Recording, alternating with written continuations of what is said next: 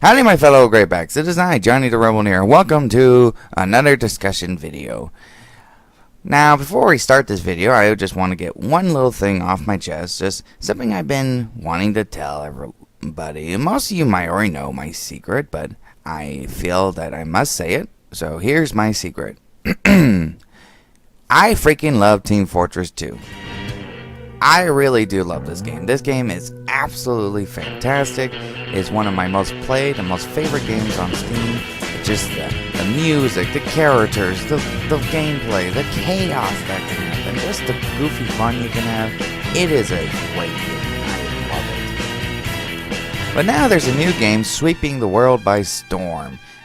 A game made by a very popular company, and a game that's just...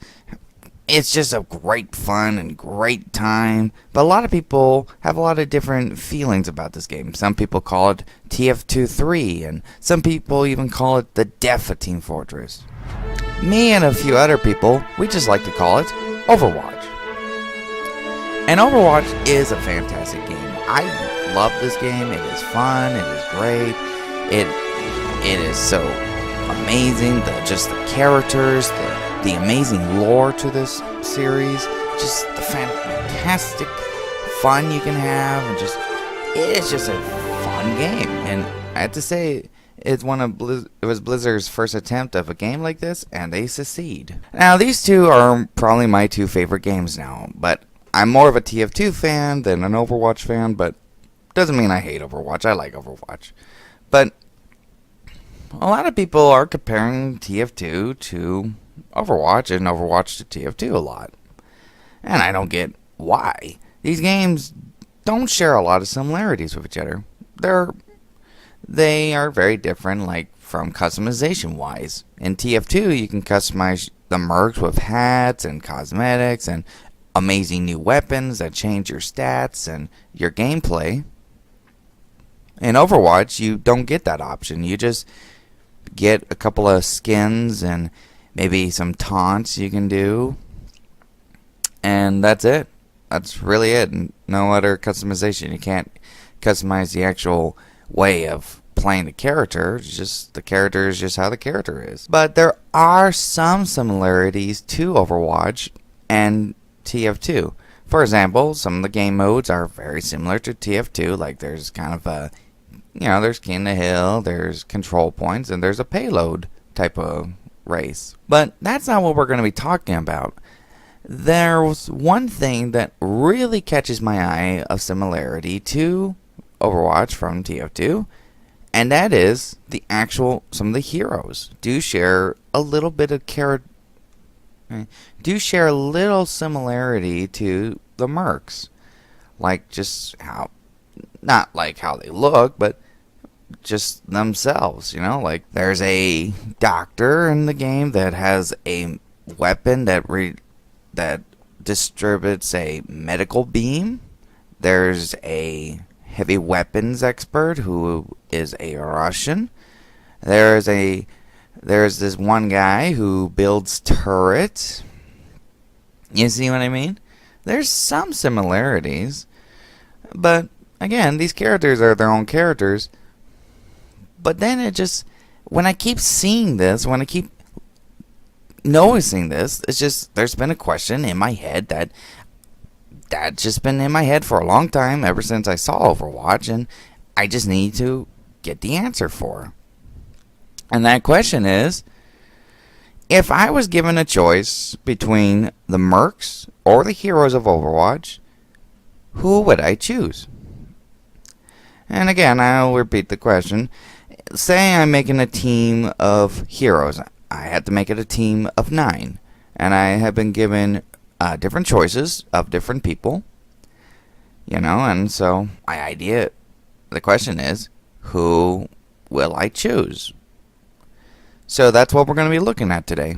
Today is going to be a very interesting video. This is not a mean video. It's not going to be bashing these two games. It's just a friendly competition, you can say, just between these interesting characters and who would I choose to be in my team. So, join me in this 9-part series of Merc versus Hero. Let's get to it.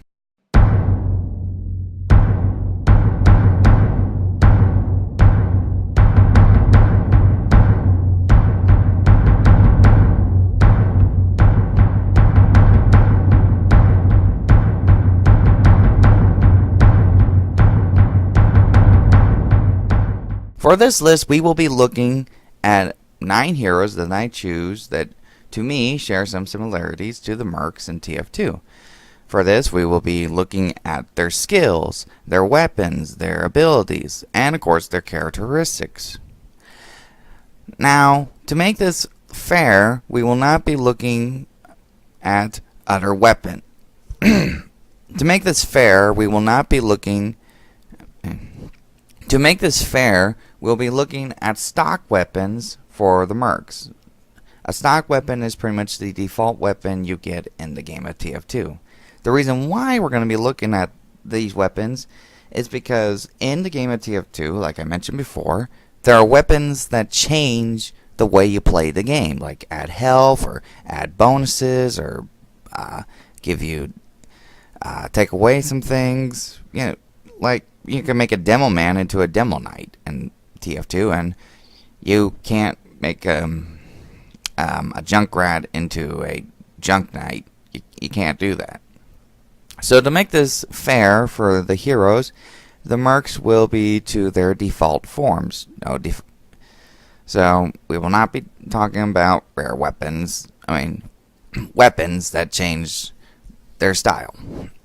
Alright, also for this list, we will be looking at each one of these heroes in a different category, a special role that this team plays in. So, let's get to it.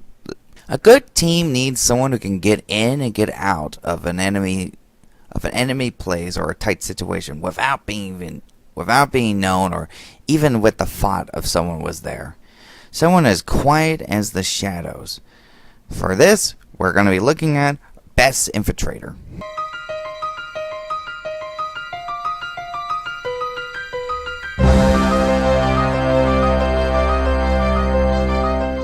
Unfortunately, in the game of Overwatch, there is no stealth character yet. Now, there will be one coming pretty soon. I don't remember when. There's been a lot of talk and a lot of rumors about a new hero coming to the game. But in the meantime, I had to find someone who was close to a stealth-like character. Someone who was sneaky. Someone who was as dangerous. Someone with a military pass with training in Spec Ops. Someone who was as quiet as the grave and as dark and mysterious as the shadows. So I thought hard about it, and I decided Pharaoh was the perfect choice. No? No one thought that was funny? Okay. Reaper. Reaper is definitely one of the most interesting characters in this game. Now, the reason why I choose him for this category was because of his interesting military past. Originally, he was known as Gabriel Reyes, and he was once part of the United States Army, and then eventually became part of the Overwatch. He was actually one of the leaders of the squad of Overwatch. Eventually, when the war was over, Overwatch was reassigned as a more peacekeeping organization to fight against criminals, terrorist organizations, and primarily trying to keep the world safe for everyone. You think the leader of the squad would be promoted to like squad strike leader? No. Unfortunately, that position did not go to Reyes, but to Reyes' best friend, Jack Morrison. Or, sorry, I meant to say former best friend. So, instead of letting this get him down, Reyes decided to start his own group in Overwatch called Blackwatch. Blackwatch was kind of their spec ops organization who did more covert op missions, saboteurs and espionage type of stuff. You know, real spy stuff, pretty much. The special forces for Overwatch. And, of course, Gabriel Reyes was the head of that organization.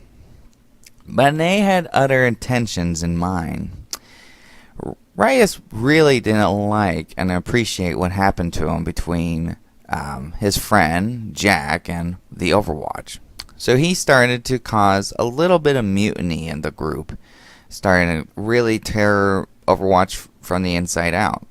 Eventually, this caused a rebellion inside of Overwatch, and then, of course, the destruction of the Swedish base, causing the supposed death of Jack and Gabriel. Talking about a hard way to end a friendship, huh? Could you just say, hey, you're no longer my friend, I'm going to be taking you off my Facebook page, okay? That would have been just so much easier. After that, Overwatch was discontinued and shut down. So that ends that, right? Let's just leave ghosts as buried. Unfortunately, some ghosts don't like to be buried. In Gabriel Reyes' place came a different figure, known as Reaper. This ghostly figure comes into battle and takes as many souls as he wants, and then he leaves. Reaper seems to be the real angel of death almost. Only with shock, he is a cold-blooded killer and very dangerous. And he seems to have only one goal, is to get his revenge on Overwatch by hunting down Overwatch agents. He by the looks of it, he is training and almost probably the leader a terrorist organization known as Talon. Reaper has a interesting arsenal of weaponry and tricks to allow him to sneak around the battlefield and to do as much damage on the battlefield. For weapon, he chooses a dual set of shotguns called Hellfire shotguns. These shotguns are very mysterious, really. We know they're a double-barrel semi-automatic 8-shot shotgun that does a good whopping damage, especially up close and personal. But the thing is this, he just does not care for reloading. He would just fire the shotguns, toss them like trash, and then, bam, he has a new set of shotguns. Which brings me into another good question. Where does he keep those shotguns? I mean, I know everyone asks this question, but really, where do those shotguns come from? Are they just like in his pockets, or does he have like special holsters, or are they like made of energy, or... Now seriously, where does he get these shotguns from? I mean, I really think he just has a lot of deep pockets, and like he has them duct taped to his coat. Like his entire coat is really made of shotguns. In fact, there's a spray in the game of that. Look, there it is, see? So really, Reaper's trench coat must have some sort of deep pocket time traveler TARDIS type of stuff going on in there. Anyway, so Reaper does carry a nasty set of shotguns, but what about tricks and abilities? Reaper got a few. One of his first abilities is called Ray Form. Pretty much what this does, he turns into like a ghostly figure that can pass through enemies and, of course, projectiles. You pretty much can't shoot him or hurt him or do any form of damage to him. He pretty much becomes immortal. You can't hurt him for a good period of time, and it just allows him to sneak around without any damage done to him. Another ability he has is called Shadow Step, which allows him to actually teleport to wherever he wants to go. And that is a very sneaky way to get around. I saw it. What happened was my brother was playing the game of Overwatch. He was playing as Reinhardt, which is one of the tanks in the game. And like he was trying to kill this Reaper, and this Reaper just, disappeared. And he's like, yeah, I totally got him. And like, he had his shield up. His back was in the corner, and all of a sudden, Reaper appears right behind him and kills him with only 2 shots. Yeah. Reaper is definitely kind of a sneaky character, but again, those tricks can be counteracted in different ways. as in any game. So now you're thinking, what else can Reaper do? Well, he has this one interesting trick that replenishes health without using med packs or even a doctor's aid. But he likes to consume the souls of the people he killed. Well, any normal person does that. What the heck? He really does, guys. He consumes the soul of the fallen enemies he has taken on the battlefield. What kind of diet is that? I mean, I looked online and I seen some very interesting diets. That one I did not see. That's a messed up diet, buddy. I wonder, are you even allowed to eat any fish? Can you eat fish with that diet, or is it just souls? What else can Reaper do? Well, he got one more ability that is quite a death storm, you can say. And it's called Death Blossom. Death Blossom, well, what this ability does, it's his old ability, he pretty much turns into a blur of motion, like unloading his shotguns into any enemy in his range. And then, of course, it's in, back-breaking speed. He, flings around like a top at a third-grade birthday party. It's just like, you better run for the hill, boys, because Death's here and he ain't happy. It's quite a scary and very powerful ult. So Reaper is definitely a scary fella and a very sneaky fella to me in this game. And I would not want to meet him in a dark room.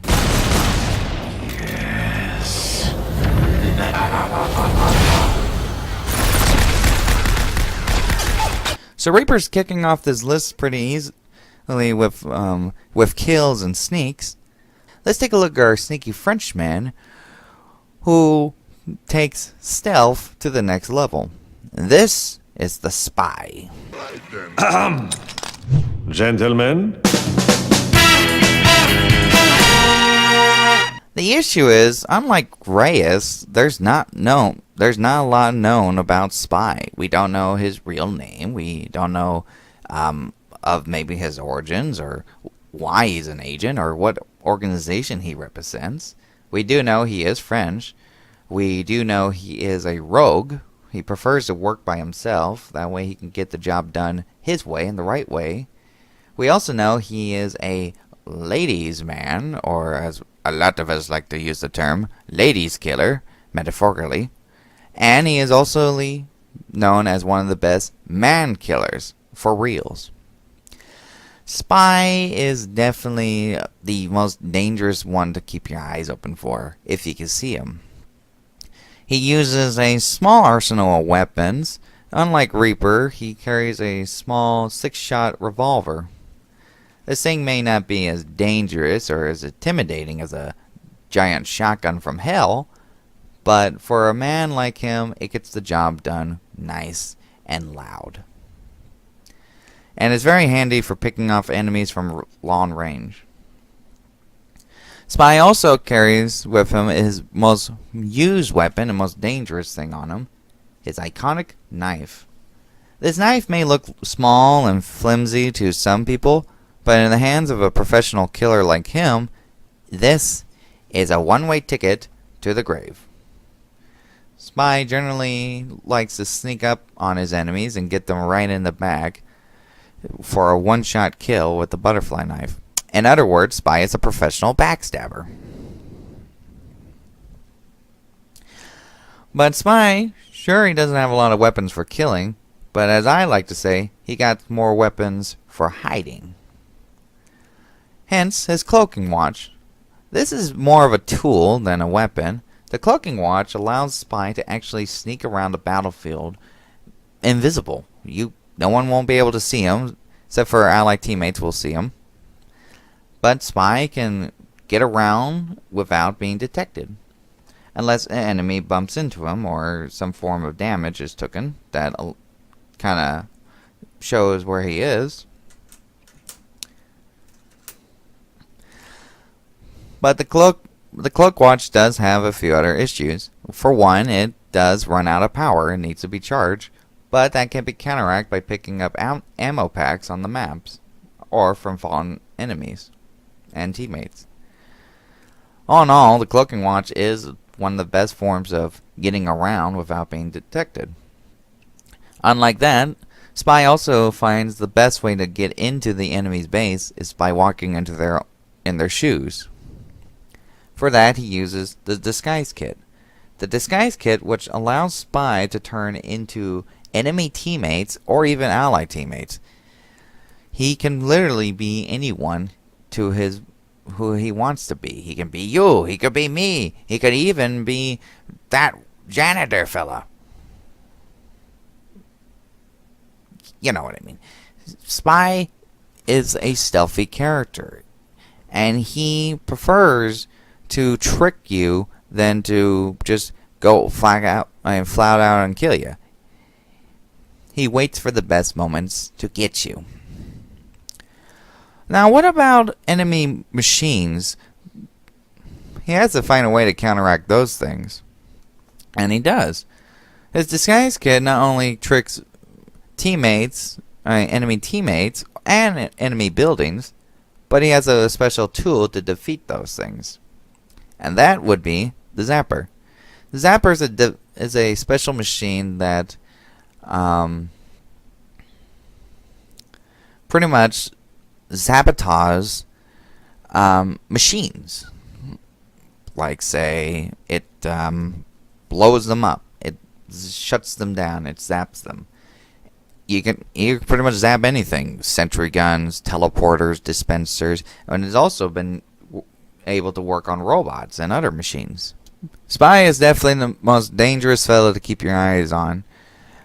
Just a tip from me to you: don't let him in the room last. You let him in first, and you go in last.